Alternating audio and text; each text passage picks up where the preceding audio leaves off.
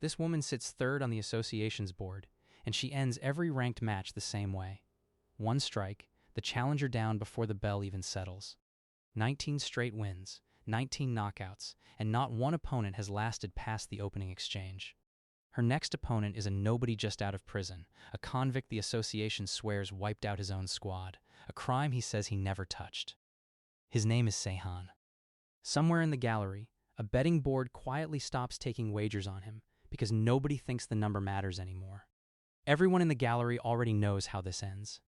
But something about the way this guy holds a borrowed spear doesn't add up. Seihan walks onto the platform without bothering to raise his guard, and a ripple of laughter runs through the front rows at the sight of it. She opens with her signature lunge, fast enough to blur, yet he reads every inch of it. An official in the booth checks the sensor feed twice, certain it glitched, because no tracked reaction time should look that calm.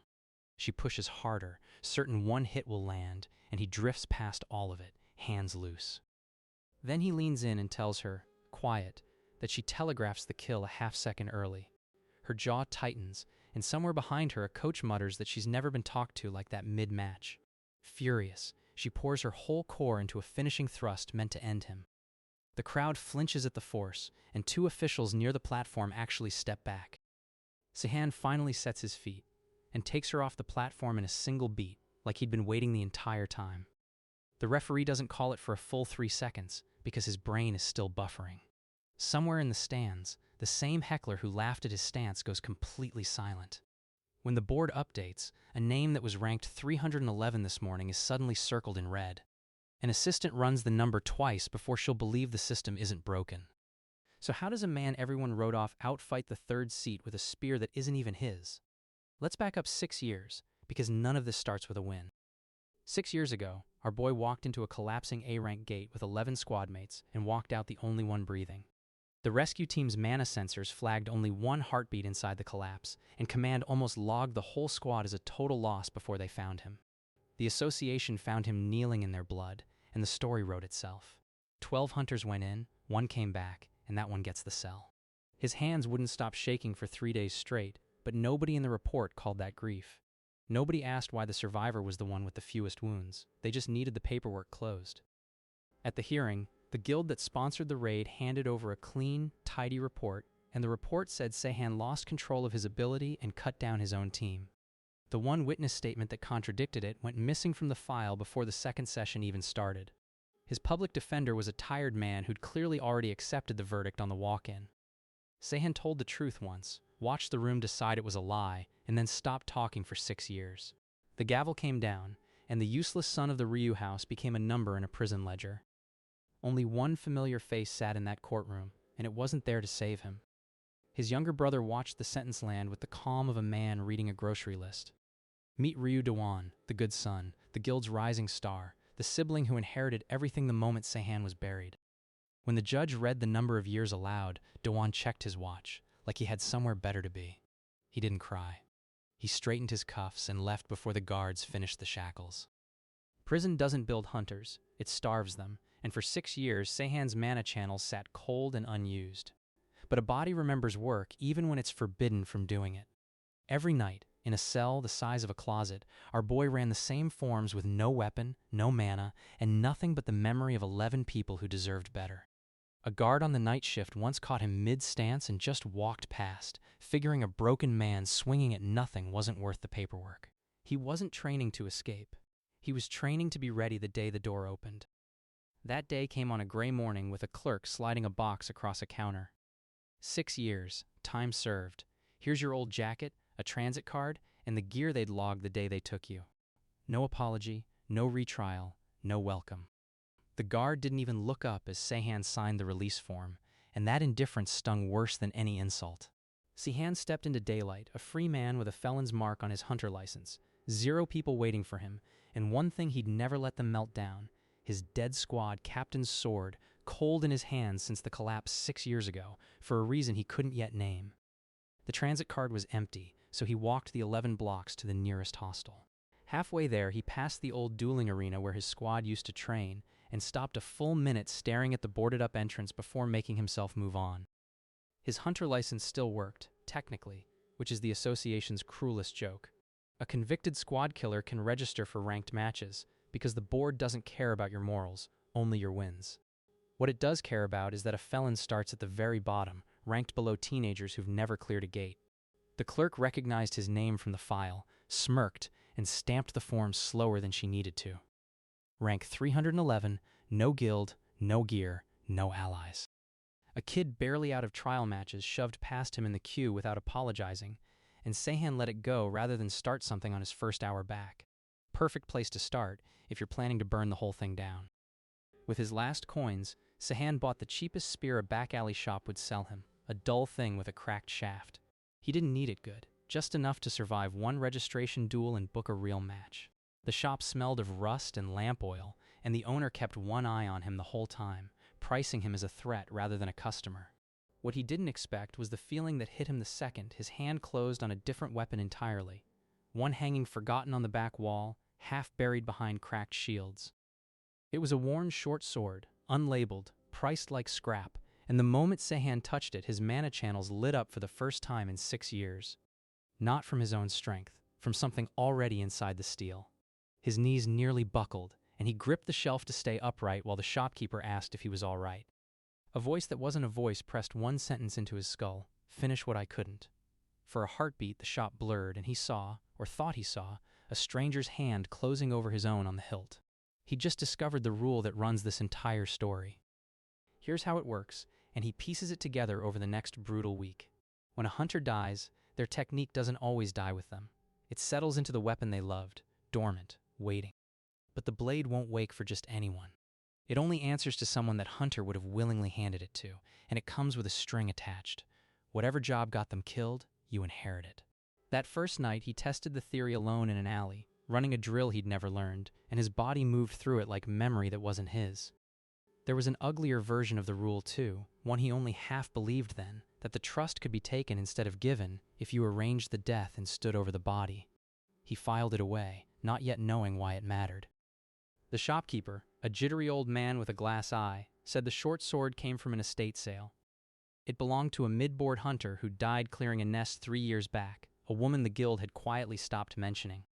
Her family sold everything to pay her debts, and he'd bought the blade for almost nothing because nobody else wanted a dead woman's weapon. Sehan asked for her name.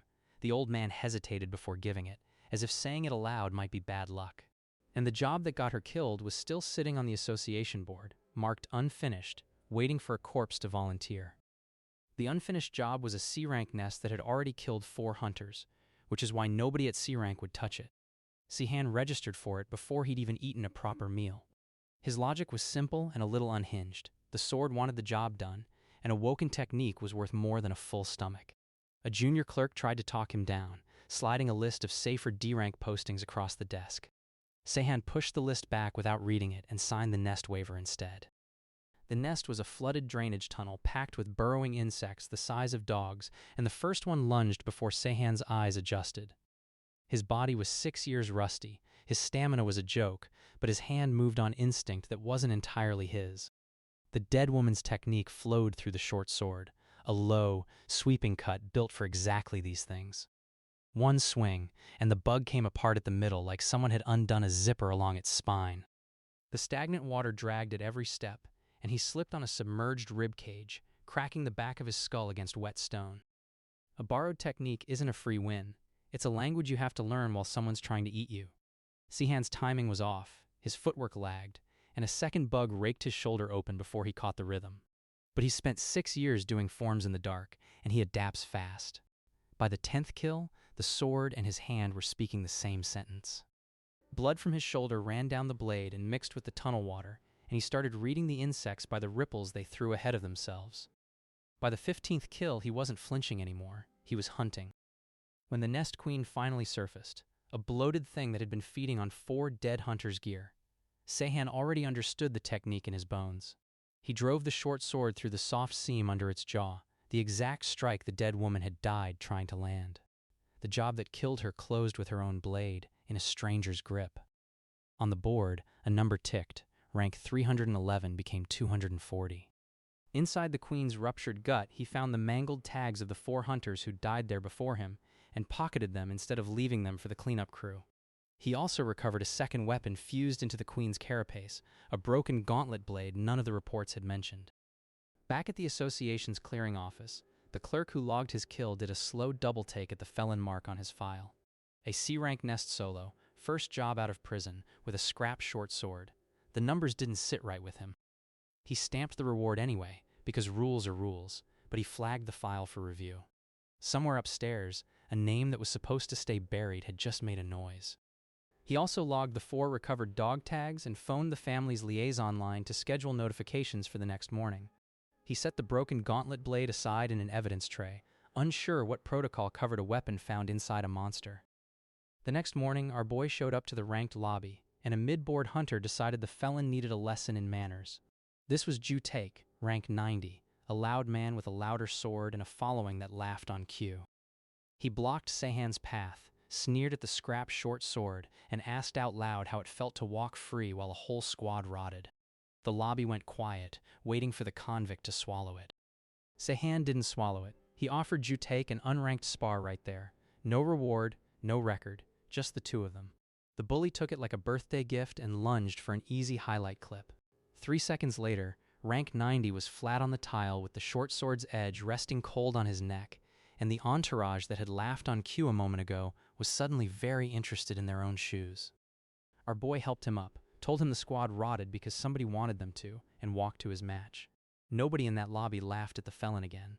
The lobby's attendant marked the spar as unofficial in the log, then added a private note flagging Sehan's name for the board administrators to watch.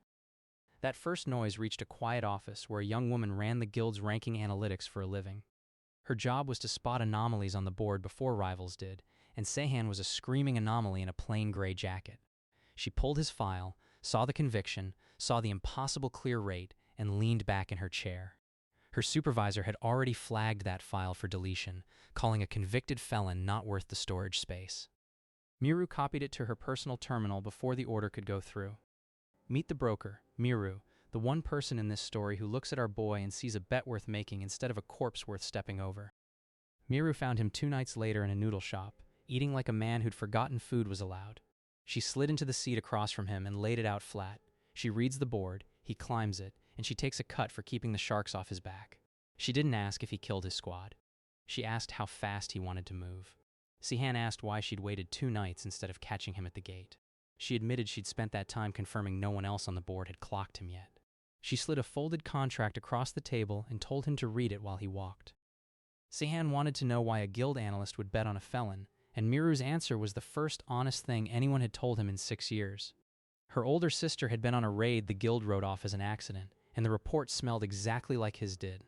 She said her sister's name out loud, Yuna, like saying it kept the file from closing for good. Sehan asked what rank the raid had been logged at. Miru told him the guild had stamped it a training accident and quietly purged the query logs that same week. She couldn't prove anything from inside a cubicle. But a rising rank monster with nothing to lose? That she could work with. Miru's first tip was a name, a dead spearman whose weapon was about to be auctioned by a family drowning in debt. His technique was mountain tier, the kind that only wakes for someone worthy, and every hunter in the city wanted it. Miru warned him the widow would clock the guild's seal on his registration papers before he even knocked. The catch was that the spear's owner had died on a job the guild had personally sealed. Wake that spear, and our boy would be picking a fight with the people who framed him. The spearman's family lived in a cramped upper-floor flat that smelled of incense and old grief. His widow met Sehan at the door with the flat, dead stare of someone who's buried too much. A boy of maybe 10 watched from the hallway, gripping a wooden practice spear like it was the real one. She told Sehan to leave his boots at the door, the way her husband had always made guests do. She wouldn't sell the spear to a collector, and she definitely wouldn't hand it to a convict. If he wanted it, he'd have to prove he was the kind of man her husband would have trusted. Her test wasn't a duel, which surprised him. She wanted him to go finish the thing her husband died for, a hunter who'd fallen escorting relief supplies through a monster-choked pass to a town the guild had abandoned. Sehan asked how long that town had been waiting. She said 8 months, and that the guild had marked the route low priority since the toll road brought in no fees. No reward was posted, because there was no profit in it. That, she said, is exactly why she'd know what kind of man he was by whether he went anyway. So our boy took a spear he couldn't yet use and walked a corpse's route through a pass full of stone-shelled lizards, for a town that couldn't pay him a single coin. He fought with the scrap short sword the whole way because the mountain spear stayed cold and silent in his grip. Twice the lizards boxed him against the cliff wall, and twice he cut himself free bleeding. He thought of the widow's dead stare and decided that alone was reason enough to keep walking. It wasn't judging his strength. It was watching what he'd bleed for. He reached the town half dead, and the headman met him at the gate with a bow so deep it looked like an apology. He dropped the supplies at the gate, and only then did the spear finally warm. The moment the last crate hit the ground, the spearman's technique flooded up the shaft like a held breath released. A mountain-tier art that flattens a dozen creatures in one arc. It came with the string, same as always.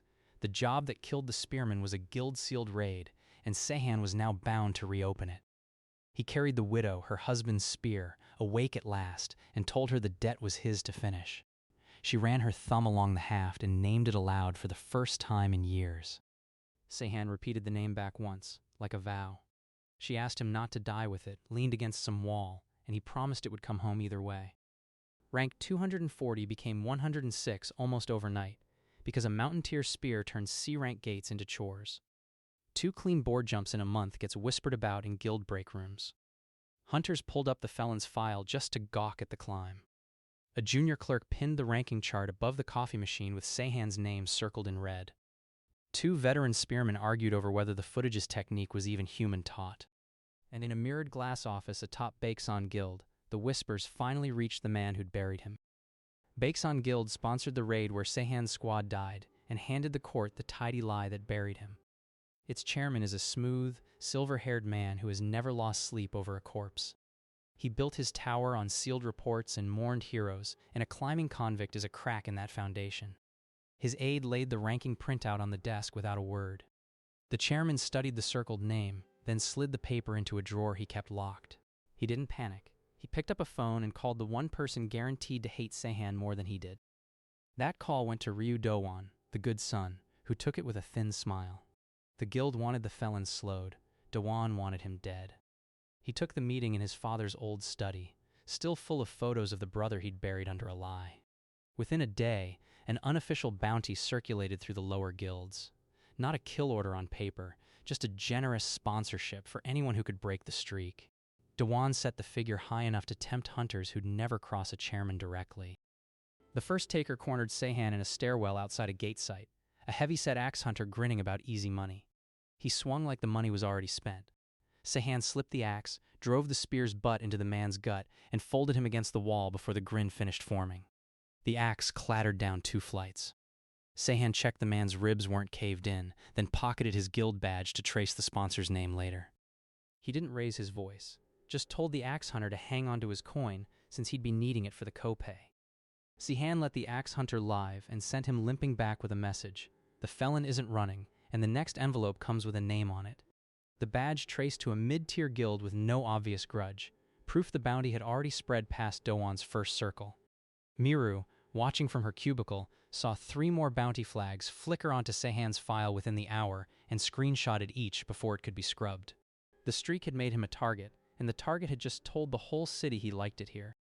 That night, Miru laid a map of the board across a bar table and did the math aloud. Every weapon Sehan wakes drags him toward a sealed guild job, and every sealed job leads back to the raid that framed him.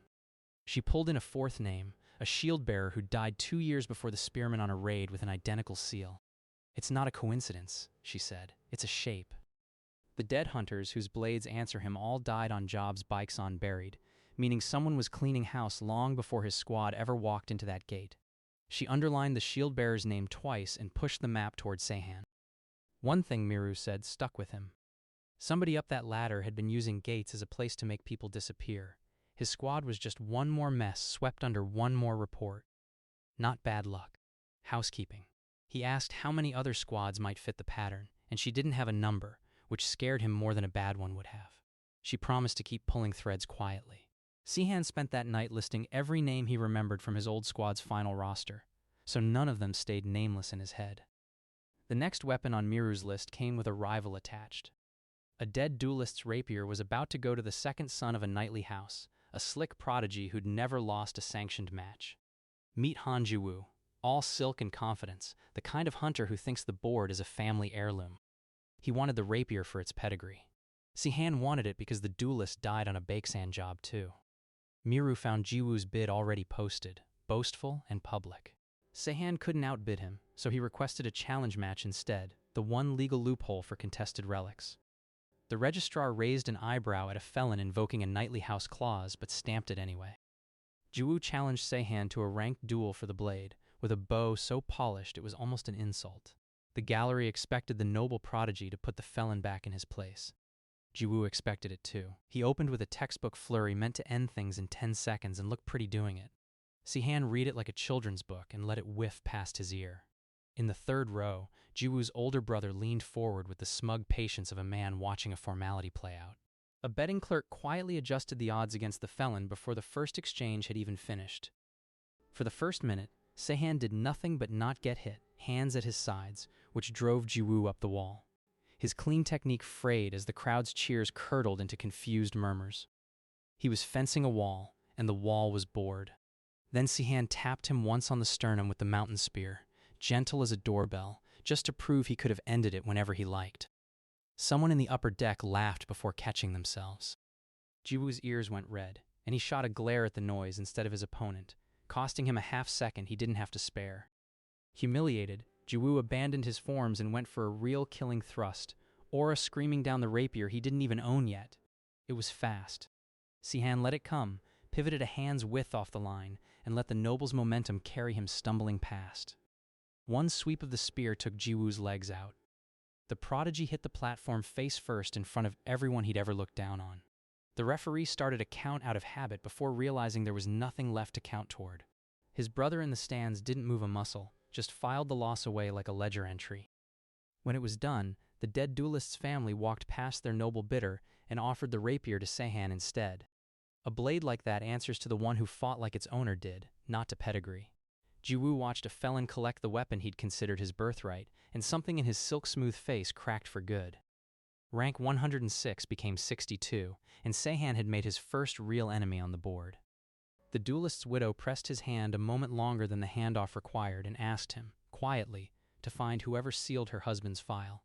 Sihan told her the truth. He already meant to. The rapier woke with a light, vicious technique built for single lethal openings, bound to a nasty job. The duelist had died investigating a gate that malfunctioned and swallowed a rescue team whole, another sealed Baeksan file. Sihan now carried 3 dead hunters' unfinished deaths in 3 weapons, all pointing at the same tower. 3 blades, 3 debts, 1 target. Miru laid the files side by side and traced a line connecting their dates. The gap between incidents kept shrinking the closer they got to now. Sihan asked what that meant, and she said it plainly. Whoever was doing this wasn't slowing down, they were speeding up. Jiwoo did not take the loss like a gentleman. He went straight to Baeksan and offered his family's influence to whoever wanted the felon gone, which put him in a warm phone call with Sihan's own brother. He even had his attendant draft a formal letter of grievance, as if paperwork could restore a shattered wrist. Baeksan's elders read it, smiled politely, and filed it under things they would use later. Now our boy had a humiliated prodigy, a scheming guild, and a murderous sibling all pulling the same rope. Jiwoo told anyone who'd listen he was owed a rematch he had no intention of scheduling. Miru called it a problem. Sihan called it a shopping list. While the bounties failed and the rank kept dropping, Ryu Dawan watched the board from the Ryu estate and felt his stolen future wobble. He kept a private ledger of every rank Sihan climbed, each entry underlined twice in red ink. Every jump his convict brother made chipped away at the story that kept Dawan the heir and the hero. Servants noticed he'd stopped sleeping, pacing the east wing instead. He couldn't be seen paying stairwell thugs forever. The good son needed clean hands. His mother asked why he looked so pale, and he lied without blinking. So he started planning something the whole city would applaud, a way to kill Sihan that looked like honor itself. Ryu Dawan decided the bounties were too slow, so he changed the game. He summoned the family's legal counsel that evening and had a challenge notarized before dawn. As the acknowledged heir, he publicly graciously invited his convicted brother to a sanctioned family duel, a legal, association-witnessed match to settle the shame Sihan had brought on their name. He told the press it was an act of mercy, one final chance for his brother to die with dignity. Refuse, and the felon looks like a coward hiding from justice. Accept, and Dawan gets to kill him in front of a cheering crowd, perfectly legal, perfectly clean. Miru dug into the fine print that night and found the teeth in it. A sanctioned duel lets the challenger set the venue, and Do-won had chosen a live, unstable gate instead of a platform. Its registry number showed it had been quietly decommissioned twice for structural collapse. Inside a gate, accidents happen, monsters interfere, and a body can vanish with no one to blame. She also found the observer relay technicians assigned that day were on Baeksan's payroll under a shell contractor. It's the same setup that killed Sehan's squad. Do-won hadn't just copied the guild's playbook, he'd read it cover to cover. Our boy accepted the duel before Miru finished warning him against it, very on brand. His reasoning was cold and simple. A sanctioned match means association observers, and observers mean a record. He asked her to quietly back up every frame of that relay feed to a second, untraceable server. If Do-won wanted to reenact the frame job, Sehan would let him try it on camera this time. He even requested the fight be scheduled for the anniversary week of his squad's death, on purpose. Miru said he was insane. Sehan said he'd been insane for 6 years and it hadn't killed him yet. The chosen gate was a half-flooded ruin crawling with drowned wraiths, where sound lies and water hides things. Association observers set up at the entrance, safe and dry, watching through a scrying relay. A junior official read the dueling rules aloud in a bored monotone. Do-won walked in first, golden and beloved, the crowd chanting the good son's name, pausing to wave for tomorrow's papers. Sehan walked in second with 3 dead hunters' weapons on his back and no one chanting anything. Then the gate sealed behind them, and the relay went conveniently fuzzy. Deep in the ruin, away from the observer's view, Do-won dropped the Gracious Air Act. His voice lost its practiced warmth and went flat and tired. He told Sehan the truth he'd never say in daylight. He'd always known his brother didn't kill that squad. He just didn't care, because a convicted brother made him the heir, the star, the whole future of the house. Somewhere behind them in the water, something pale shifted and went still, listening. Our boy stood still in the black water and asked the only question that mattered. Who gave the order that killed his team? Do-won laughed and said he didn't know. He'd assumed the guild did it, assumed Baeksan cleaned up the mess, but he'd never been told and never asked. He was a scavenger feeding on the frame, not the one who built it. Sehan realized his brother was a dead end, and the real answer lived higher up the ladder. The water had risen past his knees, cold enough to numb the old scar on his ribs. He filed that detail away instead of flinching. Above the ruin's broken ceiling, a second signal flare answered the first, and neither brother had lit it. Do-won hadn't come to talk, he'd come to win, and he'd stacked the deck. On his signal, 3 hired hunters dropped from the upper walkways, wraiths screeching around them, timed to read as a monster swarm accident on any recovered footage. 4-on-1, in the water, against a felon everyone already believed was a killer. Do-won smiled and told his brother to drown quietly this time. One hired man sealed the only stairwell out. Another called out a price for Sehan's spear as a trophy, loud enough for his employer to hear the joke. Sehan clocked the exits, the water depth, and the wraith cluster nesting in the rafters before any of them finished laughing. Sehan exhaled and took the mountain spear in a real grip. The first hunter lunged and got the spear's full weight across the chest, folding into the water like a dropped coat. The rapier flicked out and opened the second man's sword arm before he'd finished raising it. Sehan moved through the ambush like the 4 of them were a scheduling conflict, not a threat. He drove the spear's butt into the stairwell guard's sternum, shoving him off his footing and clearing the exit Do-won had tried to seal. The third man hesitated, weighing the coin against 2 friends already down, and that half-second of doubt cost him his balance in the current. The wraiths, drawn to fear, swarmed the panicking hired men instead of the calm one. Monsters found terror delicious and boredom unappetizing, and Sehan was the most boring man in the room. 2 hirelings went under screaming, dragged under by things with too many hands. Do-won's clean little accident was becoming a very real one, and it wasn't picking his side. The hesitant third man tried to bargain with the wraiths, backing toward the cleared stairwell. He got 2 steps before a clawed hand closed around his ankle and pulled him under with the others. Do-won watched his hired muscle vanish one by one and understood, too late, he'd rented an accident he couldn't steer. Left exposed, Do-won finally showed his own strength, a gilded aura blade art the Ryu house had spent a fortune training into their favorite son. He came in fast and precise, everything Sehan had never been allowed to become. For a moment, the brothers clashed properly, 6 years of resentment against 6 years of grief. Do-won fought like a man defending a throne. Sehan fought like a man who'd already lost everything and found it lightened his swing. Their blades met hard enough to throw sparks off the water. Dewan shouted something about the family name between strikes, and Sehan realized it was the first true thing his brother had said all night. A stray wraith clipped past Dowan's shoulder mid-swing, and he didn't flinch. A reflex earned the hard way. Dewan overcommitted on a killing arc, certain his trained blade would end the untrained felon. That certainty was his last mistake.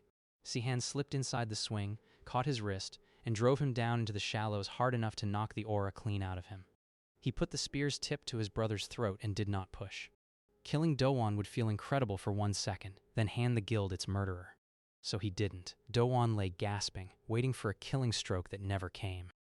The stillness after 4 bodies in one duel felt heavier than the fighting had. Sehan's hand, he noticed, wasn't even shaking. Instead, he took something worth more than a corpse. He pried Dewan's Association Observer badge, a live recording relic, off his collar and held it to his gasping face. Every word Dowan had said in the dark, the admission he knew his brother was innocent, sat inside it.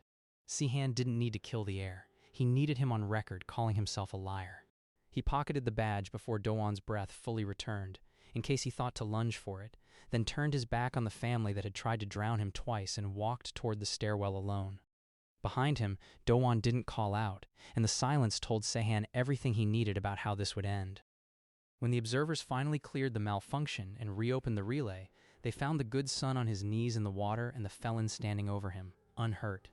2 of the hired hunters were gone, and the story Dowan had planned to tell.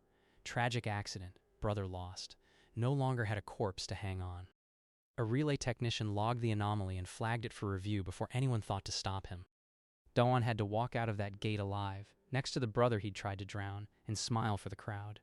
He gripped Sehan's shoulder for the cameras like a man proud of his sibling, and the touch made Sehan's skin crawl. It nearly killed him more than the wraiths would have. Somewhere in the crowd, a guild aide noted that the numbers on the report didn't match the survivors present, and filed the discrepancy away for later. The badge in Sehan's pocket was gold and useless at the same time, and Miru explained why that night. A private confession pulled off a guild heir means nothing on its own.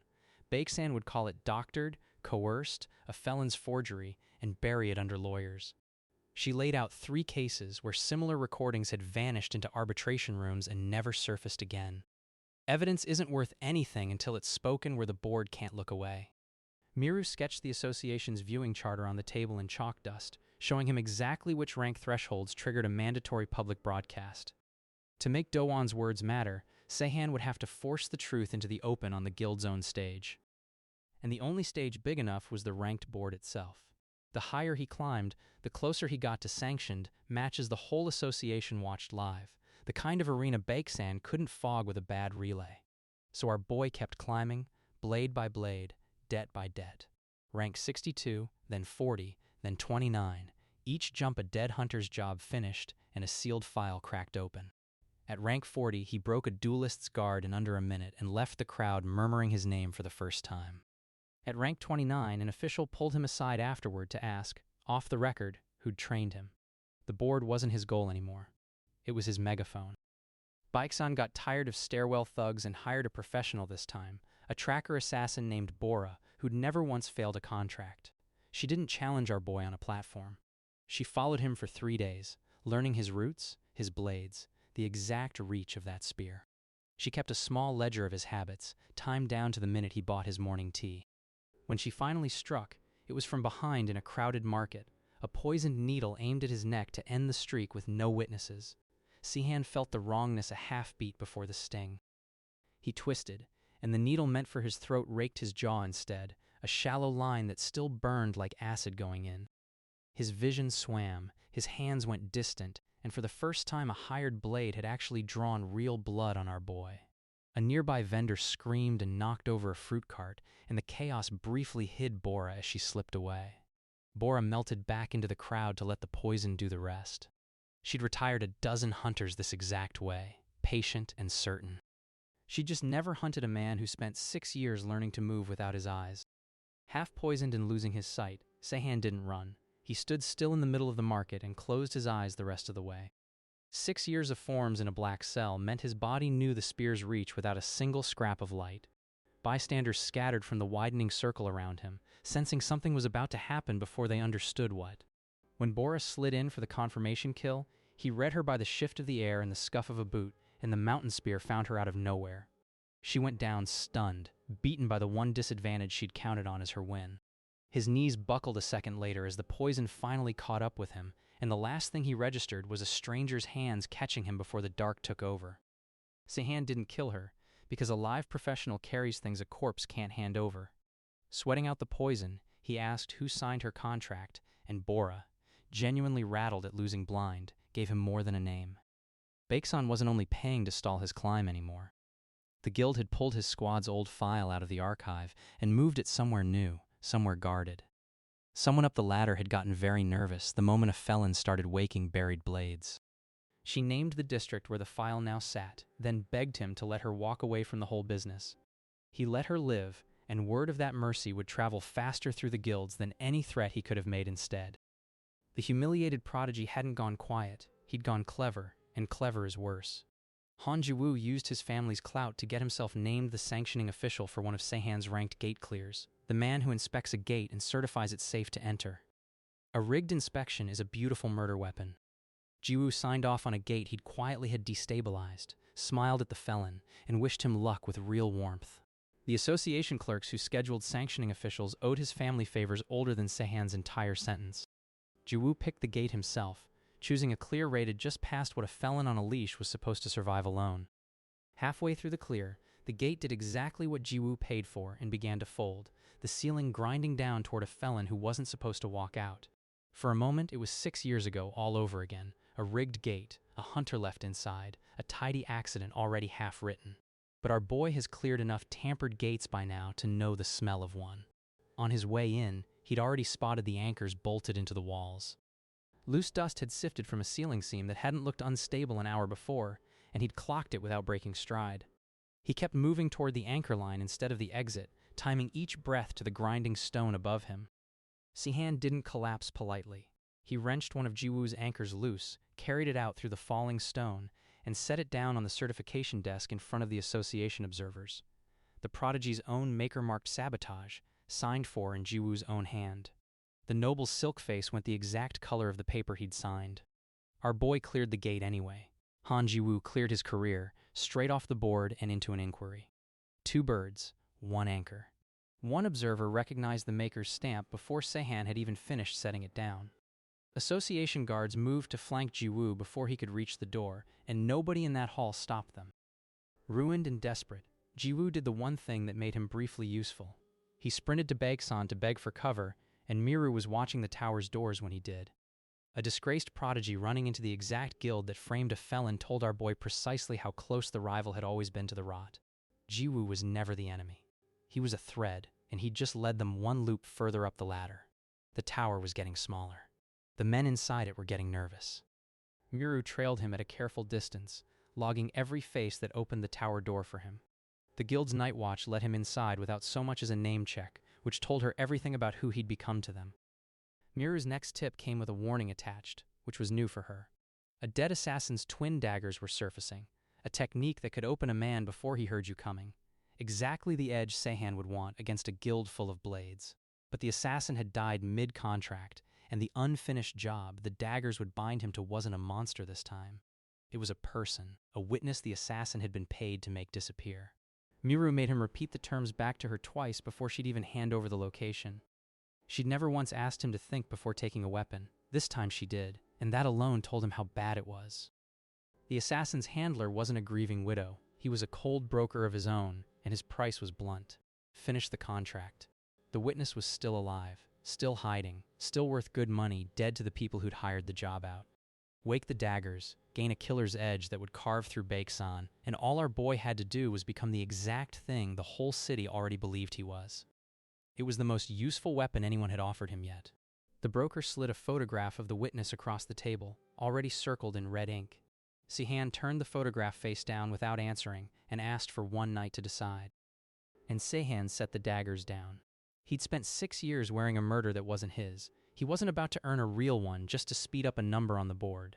The daggers stayed cold, and the handler laughed and called him a soft felon who'd lose to men without his scruples. The handler spat near his boots and promised the guild would send someone with fewer scruples before the week was out. Maybe he would. But our boy walked out of there having learned the witness's name, a bookkeeper who'd once worked Baeksan's raid contracts and who'd been running scared for 6 long years. On his way out, he palmed a torn ledger page off the handler's own desk, proof the man hadn't expected to be doubted. This is the dilemma our boy carries out of that room, the one he can't fight his way clear of. Somewhere in the city is a man who saw the harvest from the inside, hunted by the same people hunting Sehan, alive only because nobody's yet agreed to be his killer. If Baeksan finds him first, the last living record of 20 years of murder goes quietly into the ground. Our boy needs him breathing. So does the guild, needing him the opposite way. Sehan folded the torn ledger page into his coat, the one lead the handler hadn't thought to burn. It's a race now, and only one side has a conscience slowing it down. Miru chased the bookkeeper through 6 years of forwarding addresses and dead accounts while Sehan cleared gates to keep the climb alive. Rank 29 became 24, then 19, each jump another woken debt closed, each one thinning Baeksan's patience further.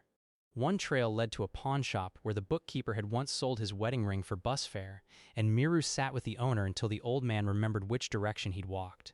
But the guild had analysts too, and they were reading the very same cold trail from the other end. A courier they intercepted was already carrying a photograph of the bookkeeper's face to the district's guild informants. Whoever reached the bookkeeper's door first would decide whether the truth had a witness or a headstone. They found him first, but barely. A trembling man in a rented room above a laundry, walled in by 6 years of copied contracts he'd been too scared to use and too stubborn to burn. A stack of paid-ahead laundry tickets by the door showed he'd been buying the owner's silence every month for years. Meet the bookkeeper, a small gray man who'd chosen a slow, hidden life over a fast, honest death. He didn't trust the felon at his door. He trusted the dagger's handler even less, and he'd already heard that someone had refused a fat contract to kill him. That refusal was the only reason he unlatched the lock. Getting him to talk was its own near miss, because the little man spooked at every sound in the stairwell. Twice he grabbed his bag of contracts and made for the window, certain the felon was just a prettier kind of assassin sent to walk him somewhere quiet. Miru talked him off the ledge with the one thing Baeksan never offered him, her own dead sister's name, and the same buried report smell that had cost them both. He sat back down. He finally set the bag on the table and untied it with hands that hadn't stopped shaking since the door opened. He started, finally, to remember out loud. They almost didn't get him out alive. Baeksan's people hit the laundry an hour later, and for a few bad minutes, Miru and the bookkeeper were pinned in a back room while our boy held the only stairwell against 3 guild blades. This is the near death of the whole case, one door away from every copy of the truth going up in smoke with the man who kept it. One blade caught Miru's sleeve as she pulled the bookkeeper toward the window, and Sehan put him down before the shout could carry to the street. Sehan broke the stairwell open with the spear and an ugly amount of spite, and the 3 of them went out a back window with the bag of contracts still in Miru's arms. The bookkeeper's copies didn't name the captain, but they showed the shape Miru had sworn was down there all along. Sealed raids, collapsed contracts, fabrication invoices, all routed through Baeksan, all approved by signatures the little man had learned to forge and file for a living. One invoice carried a date that matched the spearman's death to the hour, filed under a supply code that had nothing to do with weapons. Miru flagged 3 more entries where the same forged signature appeared weeks before the incidents they covered, proof the paperwork had been prepared in advance. To put a face on it, our boy would still need someone to say the name out loud on the board. But now, at last, he had the bones. Something quieter was happening in the background, and it mattered. The grieving families whose blades Sehan had woken, the spearman's widow, the duelist's kin, had started finding each other, comparing the sealed files that took their dead. The widow arranged the first meeting herself, in the back room of a noodle shop where no guild badge would be recognized. One shared grief is a tragedy, 4 sharing the same guild seal is a pattern with witnesses. Miru drew up a shared timeline on butcher paper, pinning each family's loss to the same 3 months of sealed incidents. Not a felon and a broker. A room full of people the tower thought it had silenced. Our boy decided the guild had been comfortable long enough, so he sent it a message it couldn't shred. He mailed the chairman one of Jiwoo's sabotage anchors, cleaned, with a note that read only, "I have the others." He had Miru time the delivery for the morning of the chairman's quarterly board review, so the man would open it in front of witnesses. No threats, no demands, nothing a lawyer could chew on. Just proof he knew what the anchors were, where they came from, and how to read the marks stamped on them. The chairman's hand shook enough that the wrapping paper tore further as he set it down. He poured himself a drink and did not enjoy it. Up in his glass tower, the silver-haired man stopped sleeping properly for the first time in 20 years. Every analyst who'd ever touched a sealed file was suddenly a leak. Every dead hunter's family was suddenly a loose end. He had 2 junior archivists quietly reassigned to a provincial branch overnight, without explanation, just to remove them from the building. He started pulling contracts back in, trusting no one below him. And paranoia at the top of a guild makes everyone beneath it nervous and clumsy. A rattled senior officer began keeping a private copy of every order the chairman issued, in case he needed to prove later he hadn't chosen this. Miru watched the tower start to twitch and grinned. Frightened institutions make mistakes, and this one was about to make a big one. The next weapon dragged him to the worst family yet, a household that hated hunters entirely. Their son, a shield-bearer, had died holding a collapsing gate mouth so civilians could flee, and the guild had rewarded his heroism by sealing the incident and denying the family a pension. A neighbor who'd witnessed the collapse still crossed the street rather than pass the family's shuttered shop. His mother met Sehan at the door and told him to leave before she called the guards. She'd sold everything but the shield, and she'd burn it before she gave it to another one of them. Her younger daughter watched the whole exchange from an upstairs window, saying nothing, memorizing his face. Sehan didn't argue with her, because grief doesn't lose arguments. He asked one question: what did the guild refuse her? And then he went and got it. It took 2 weeks of grinding lower gates and shaking loose the sealed pension record with Miru's help, but he put the money her son had died earning into her hands. Partway through, the daughter from the upstairs window slipped him a folded drawing of her brother in his gear, and he kept it. He didn't ask for the shield in return. She pressed it on him anyway, because now she knew whose hands it belonged in, and made her daughter come down to see him take it properly. It almost slipped away, because our boy wasn't the only one who wanted it. A glory-hungry mid-board hunter had heard the shield-bearer's job was open and came sniffing around for the weapon and the reputation attached. He offered the grieving mother money she badly needed and a promise to honor her son on the board, name-dropping sponsors who'd back a plaque if she signed that day. She looked at his eager face, then at the felon who'd already handed her the pension without asking for a thing, and made her choice.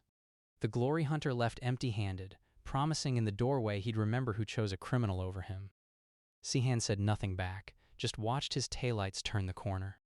The shield-bearer's technique was defensive, an immovable guard art that could tank a blow meant to erase a man.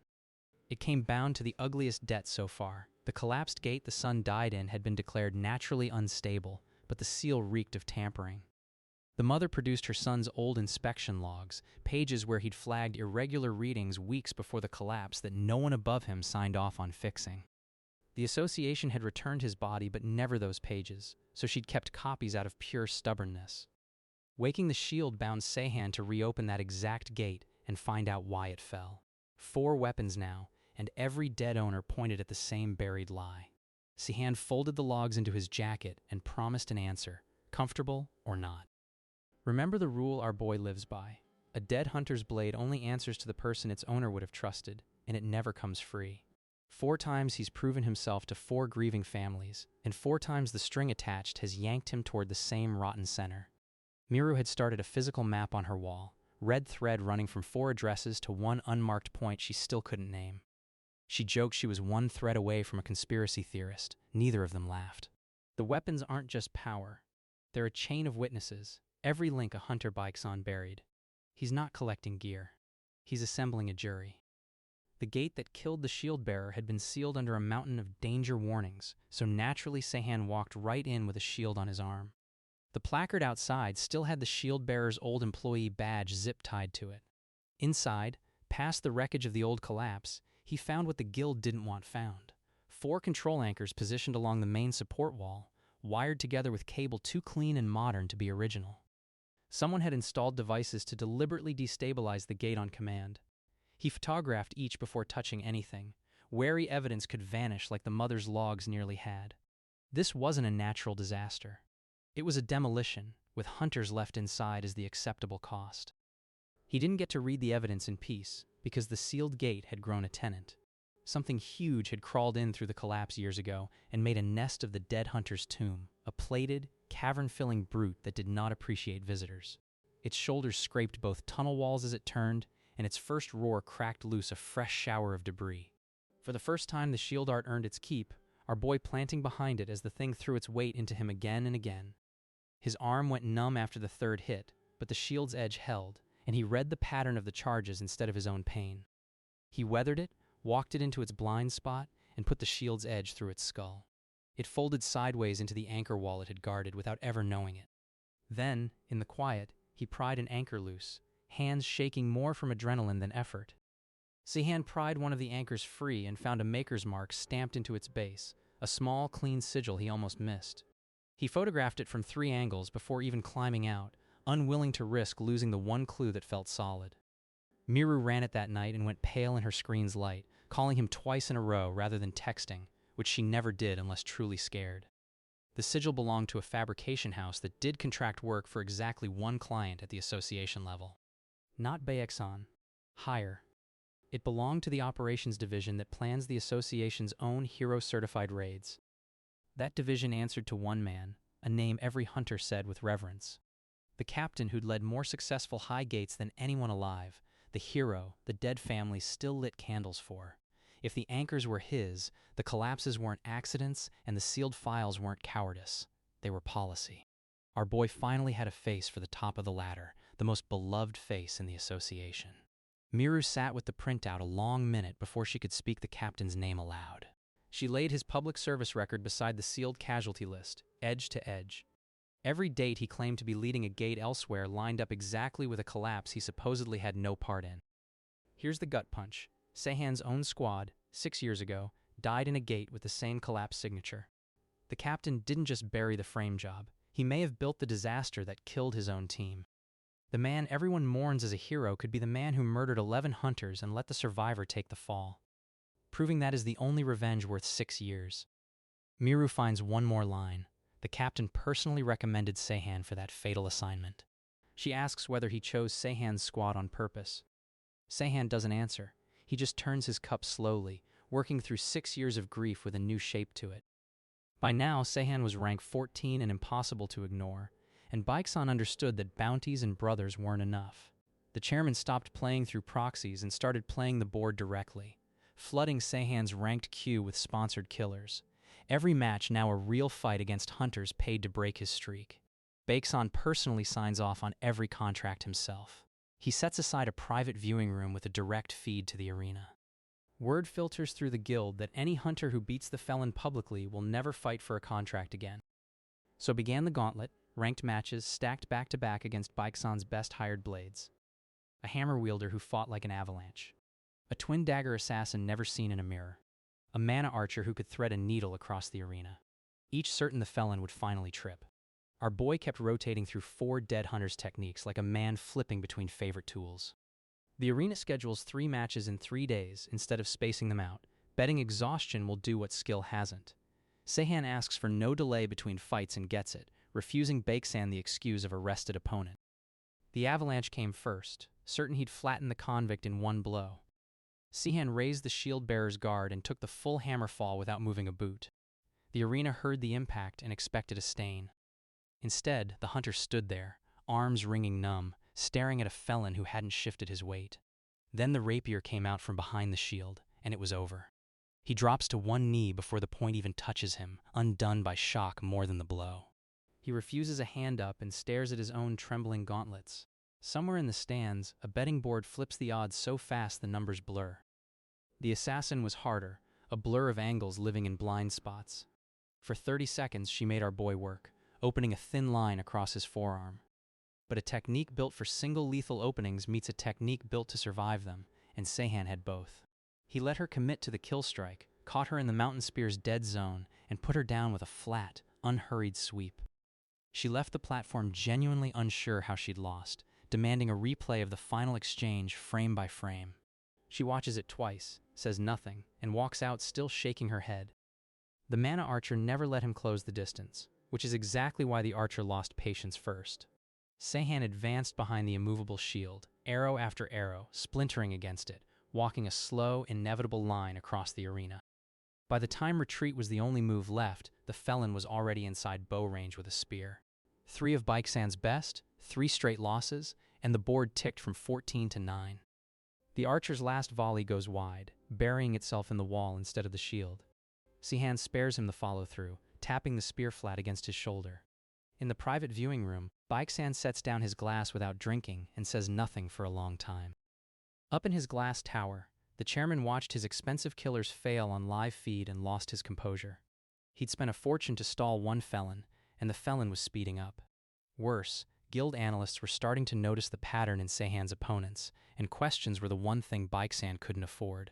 He cracked his desk glass, slamming down a tablet, and summoned his personal fixer, a man he hadn't called in 3 years. The fixer arrived within the hour, carrying a folder already prepared. Inside was a photograph of a woman leaving a noodle shop, time-stamped over a dozen evenings, proof someone had been watching Sehan's world long before tonight. The chairman needed leverage that didn't involve a platform. So he went looking for the one person our boy actually cared about. Miru had been careful, but careful isn't invisible, and the chairman's people traced the leaked pension records back to her cubicle. They didn't fire her. They grabbed her.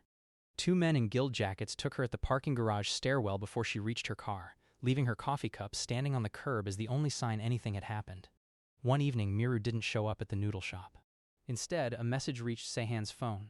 The guild had his broker, and the price of her safe return was simple. Attached was a photo of her in a bare room, unharmed but guarded. Throw his next ranked match, publicly, and go back to being a number. This is the near death of the plan, the moment the whole climb could collapse. Sehan's next match was rank 8, one of his biggest audiences yet, the exact stage he'd been climbing toward. Win it, and he'd be one step from the top board arena where Baeksan couldn't hide. Throw it, and Miru walks free, but the road to the captain dies. He paced his small apartment until dawn, replaying every gate he'd cleared to reach this point.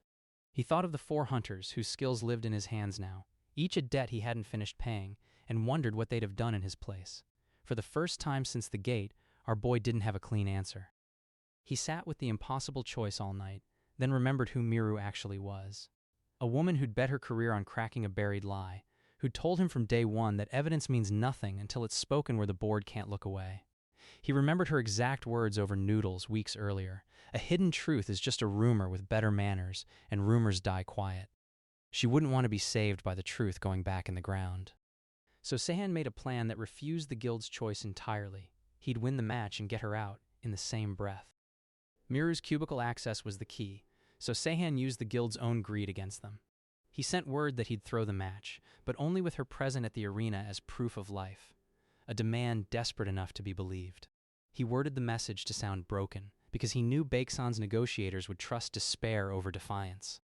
They debated it for less than an hour before agreeing, certain a beaten man wasn't worth the extra caution. Baeksan, certain they'd already won, brought her to the venue under guard, walked through a side entrance, never suspecting the seats they'd chosen sat in full view of every camera in the building. They walked their one loose witness straight into the most watched room in the city, precisely where our boy needed her. The rank 8 opponent was a Baeksan loyalist, a proud sword saint who thought he was there to accept a surrender.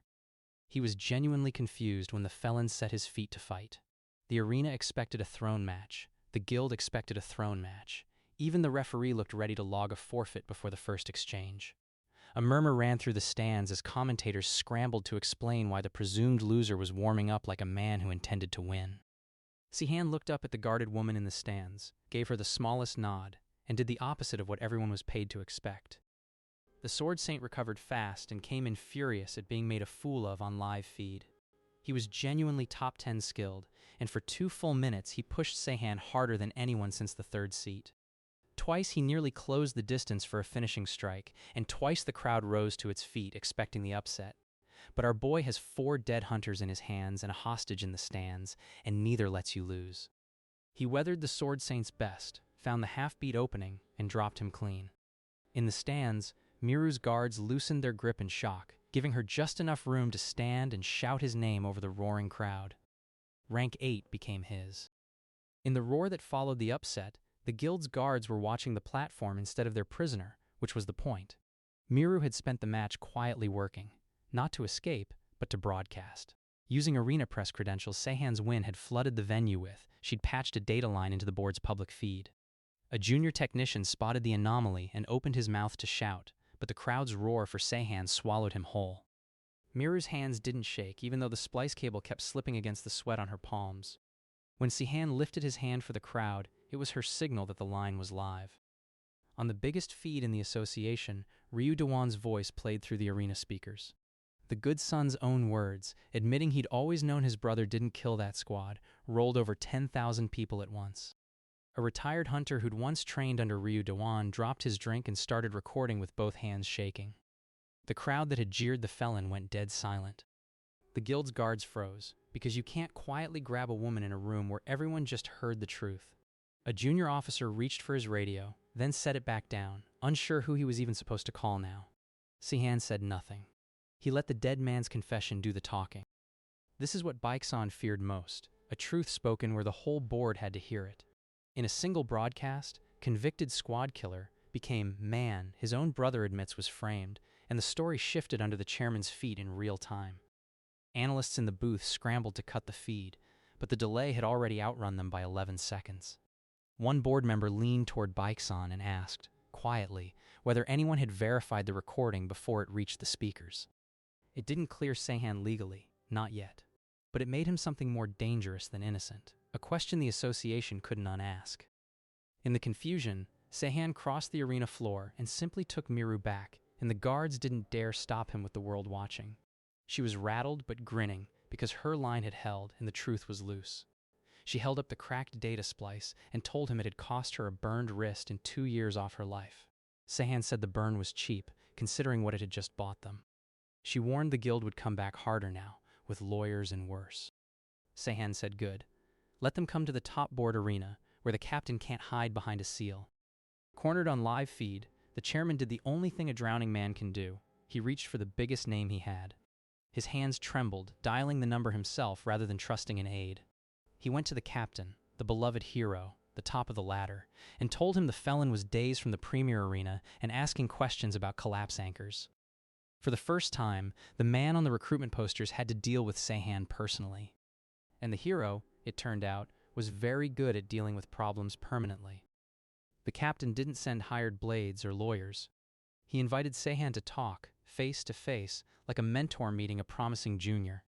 He arrived without an entourage, just a plain coat and 2 cups of coffee balanced in one hand. Meet Captain Garam, warm and steady and genuinely magnetic, the kind of man you'd follow into a collapsing gate, which is exactly what 11 hunters once did. He asked after the old break in Sehan's shoulder before either of them mentioned the case at all. He shook the felon's hand with real warmth and called the whole ordeal a tragedy. Sehan shook back and understood, in that grip, that he was finally touching the top of the ladder. Garam's pitch was smooth as the anchors were clean.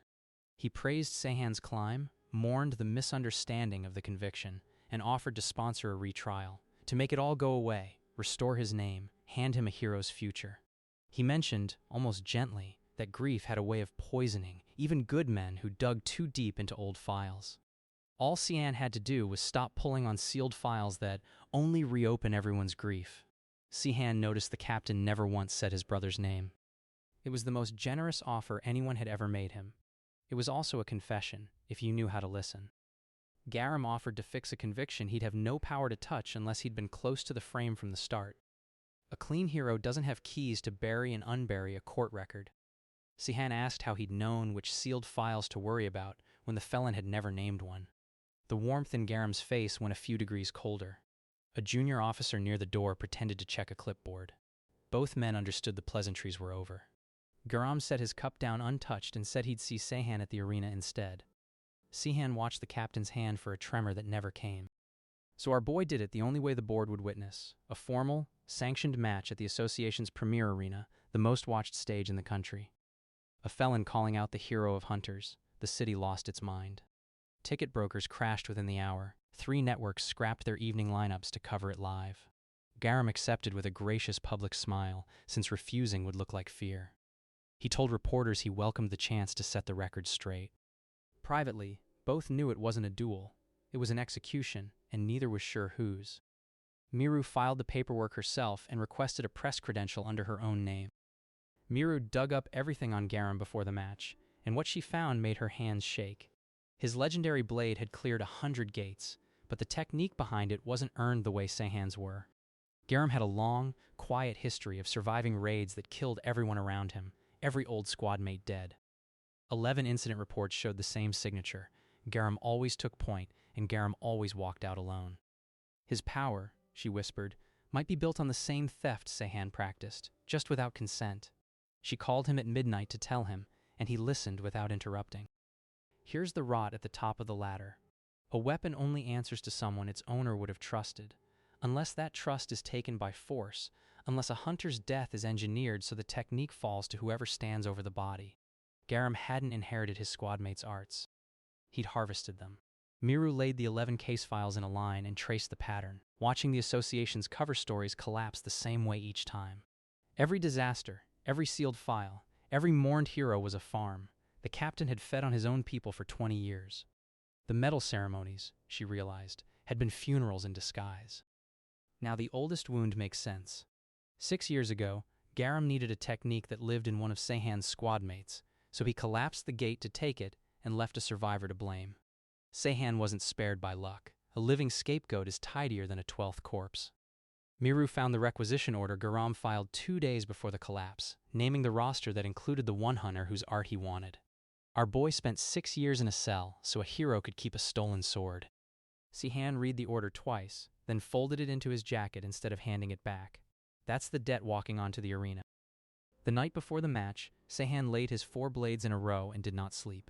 Miru told him the truth she'd been holding, that Garam was, by every measure, stronger than anyone he'd faced, maybe stronger than all of them combined. Sehan already knew. He lifted the shortest blade, the one that started everything, and held it flat across both palms. He also knew the captain had never once, in 20 years, fought someone the dead actually wanted to win. Miru asked if he was afraid. He admitted, quietly, that he was, just not of losing. Tomorrow, 4 dead hunters would get their say. The arena filled to the rafters, 10,000 seats and a national feed, the stage our boy had been climbing toward since he touched a scrap short sword in a pawn shop. The chairman watched from a private box, sweating for the first time in his life. Dewan watched from the crowd, ruined and unable to look away. Miru sat at a press terminal, the 11 case files loaded and ready to publish the instant the match ended. A vendor 2 rows down sold out of programs before the lights dimmed. And 2 men walked onto the floor, the hero everyone loved, and the felon nobody could stop. Garam bowed to the crowd with the ease of a man who'd done this 100 times, soaking in a love he'd murdered dozens to keep. Sehan didn't bow to the crowd. He turned and faced the captain and told him, quietly enough that only the man could hear, that 11 people had been waiting 6 years for this. Garam's warm smile finally, fully dropped. Somewhere in the stands, Miru's knuckles went white on the rail, and she stopped breathing without noticing she had. The referee raised a hand between them, checking both men's stances before he'd let the match begin. Garam rolled his neck once, unhurried, the way a man stretches before a formality rather than a fight. The bell rang, and the hero showed the arena why they were right to fear him. Garam moved faster than anyone Sehan had ever faced, faster than the 3rd seat, faster than the Sword Saint, a blur of stolen techniques flowing into one another like water. In the first 10 seconds, he broke through the immovable shield's guard, something no hunter had managed all season, and opened a deep line across Sehan's ribs. The crowd gasped. A section near the front actually rose out of their seats, and somewhere a vendor dropped a tray that nobody bent to pick up. This was the hero's strongest counter, and it drew first blood clean. Our boy staggered back into the arena wall, and for the first time all story, he was losing. He spat blood onto the sand and, absurdly, laughed once through his teeth. Garam pressed the advantage like a man who'd never lost, and he hadn't. He flowed from a stolen lancer's thrust into a stolen duelist's flurry, and every one of Sehan's 4 techniques answered a half-beat too slow. Our boy tasted blood and understood the ugly truth in real time. The captain wasn't stronger by a little. 20 years of harvested arts against 6 years of borrowed ones. On paper, this fight was already over. Sehan's knees buckled once against the wall's base, and he caught himself on a hand slick with his own blood. Somewhere above, a commentator's voice cracked mid-sentence trying to describe what everyone could already see. Garam eased off just enough to be heard, because men like him can't resist the sermon. He told Sehan the dead don't get justice, they get inventoried, and that his squadmates' techniques had served a hero far better than they'd ever served their owners. He said it like a kindness. He wanted the felon to understand he'd lost to something inevitable. He leaned in close enough to add one more line, that he'd wear this victory the way he'd worn theirs, quietly and forever. It was the most honest the captain had been in 20 years, and 10,000 people heard the cruelty in it. Somewhere in the stands, an old woman who'd lost a nephew to Garam's squad pressed a hand over her mouth. Then Garam stopped talking and committed to the kill. He drove through Sehan's failing guard with a stolen finishing art and ran the blade clean through our boy's shoulder, pinning him for one horrible second against the arena wall. The crowd screamed. Miru was on her feet. A referee's assistant actually started forward before catching himself, remembering no one was allowed to intervene until a flag dropped. Somewhere behind Miru, a stranger grabbed her arm without meaning to, needing something solid to hold. This is the price the story demanded. The man who survived everything finally bleeding out on the biggest stage in the country, one push from joining the 11 he'd carried for 6 years. And here, pinned and dying, Sehan finally understood what 4 grieving families had really given him. Not power, permission. Every technique in his hands belonged to someone Garam's kind had discarded, and every one of them had died reaching for a strike they never landed. He thought, absurdly clearly for a man bleeding out, of the names on the 11 graves he still visited. He thought of the letter one mother had pressed into his hand, asking only that whoever did this feel it once. Our boy stopped trying to outfight the hero. He let go of winning, and instead let 4 unfinished deaths reach through him at once for the strikes they were owed. Garam ripped his blade free for the finishing blow, certain, gloating, already turning to the crowd. And that certainty was the same mistake his brother made, the same mistake every one of them made. Sehan moved on a wound that should have stopped him, 4 techniques folding into a single impossible line, the shield's endurance carrying a body that had no business standing. Somewhere in the stands, Miru's scream of warning came a half-second too late to matter, because Sehan was already moving before she opened her mouth. The captain's blade came down on empty air. The felons came up under his guard, and for the first time in 20 years, Garam felt steel find him. Sehan didn't run him through, because a corpse can't confess, and this was never about killing. He drove the mountain spear through the captain's sword hand, nailing the stolen blade to the floor, and put the duelist's rapier to his throat. 10,000 people watched the hero of hunters kneel, disarmed, held down by a man he'd tried to erase. In the lower stands, a boy who'd worn a Garam jersey his whole life stood up without knowing why. A referee started forward, then stopped, hand half raised. No rule covered this. The only thing left was making Garam say it where everyone could hear. Every sanctioned combatant in the premier arena wears a live observer relic, the same kind Sehan once pried off his brother in a flooded gate. Garam's was recording, patched to the same public feed Miru had used before. For a half-second, Sehan felt the old gate water close over his boots again, and let it go. He leaned close and asked the question 6 years in the making, loud enough for the relic, soft enough to feel private, who gave the order to collapse the gate on his squad. A production tech froze with her hand over the cut button and didn't press it. Garam, pinned and still certain his name would protect him, made his final mistake. He smiled through the blood and admitted it. He'd given the order himself, needed the technique in one of Sehan's men, and a live scapegoat was cleaner than a dead one. You were always going to be useful for something, he added, almost gently. He said it like a man confessing to a subordinate no one would believe over a hero. 2 guards running toward the ring slowed, then stopped. He'd forgotten the relic, the feed, that the board was already listening. The confession rolled out over 10,000 seats in a national broadcast, the same way his brothers had, but bigger and final and impossible to bury. The hero of hunters admitting he'd murdered his own squads for 20 years and framed an innocent man for one of them. A commentator's open mic caught a whispered oath, nothing else. The silence after was the loudest thing in the building. A woman near the front dropped the scarf she'd bought that morning and didn't bend for it. In his glass box, the chairman reached for his phone and found no one left who'd answer. 6 years ago, they'd found a man kneeling in his squad's blood and called him the killer. 10,000 people had just heard who the killer really was, and it wasn't the survivor. A slow clap started in the upper deck before whoever it was caught themselves and stopped. 20 years of love for Garam curdled in a breath. The families of the mourned dead, the widow, the shield-bearer's mother, the duelist's kin, dozens who'd lit candles for a murderer, rose with faces gone from grief to something colder. The widow pressed both hands to her mouth, silent. The shield-bearer's mother asked the stranger beside her, twice, if this was really happening. The hero of the posters was now the most hated man in the country, pinned by the felon he'd made. Security posted to protect Garam stood unsure who they were guarding him from. Sehan hadn't cleared his name. He'd traded places with a god. But the truth spoken isn't the truth finished. Garam confessed, yes, And the association is a body with 100 sealed files and chairmen who helped seal them. Already, aides in the operations box were drafting a statement using the word isolated. The rot didn't start with one captain and won't end with him. Bikeson still stands. Operations still answers to men who signed off on 20 years of harvest.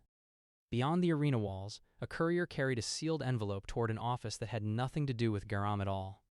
One name fell. The ladder still has rungs. Sehan pulled his spear from the captain's ruined hand and let the association's own guards take the hero away, because a public arrest is worth more than a private grave. 2 guards hesitated at the edge of the ring, waiting for a signal from someone in the booth before they'd even step onto the sand. He gave them the confession footage himself, holding his own phone up so the nearest camera drone could copy it live. He was still a convicted man on paper, still bleeding, still one hunter against an institution. But he had 4 woken blades, a broadcast that couldn't be unheard, and a broker grinning at a terminal like the show had only just gotten good. He wiped the captain's blood off the spearhead on his own sleeve, slow, so the cameras would catch that too. And he finally knew the shape of the whole thing. The harvest didn't have one farmer. It had a board of them. As the arena churned, Miru crossed the floor with her tablet already lit, and she didn't celebrate. She stepped over a fallen barricade without looking down, eyes still on the screen.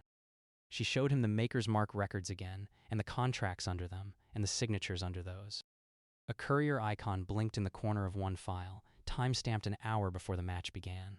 Garam gave the orders.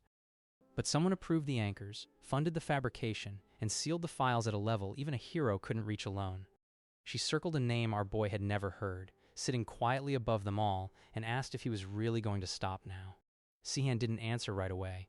He just turned the tablet a half-inch further into the light to read the name twice. And there's one more weapon Sehan has never been able to wake, the one he's carried since the day he was arrested. His own squad captain's sword, recovered from the collapsed gate 6 years ago. It has stayed cold in his hands all this time, because the man who died holding it never got the chance to choose an heir. He'd tried it a dozen times over the years, alone, in empty rooms, and put it away each time telling himself it was just dead steel. Now, with the truth spoken and the killer named, our boy wraps his bleeding hand around that old hilt one more time.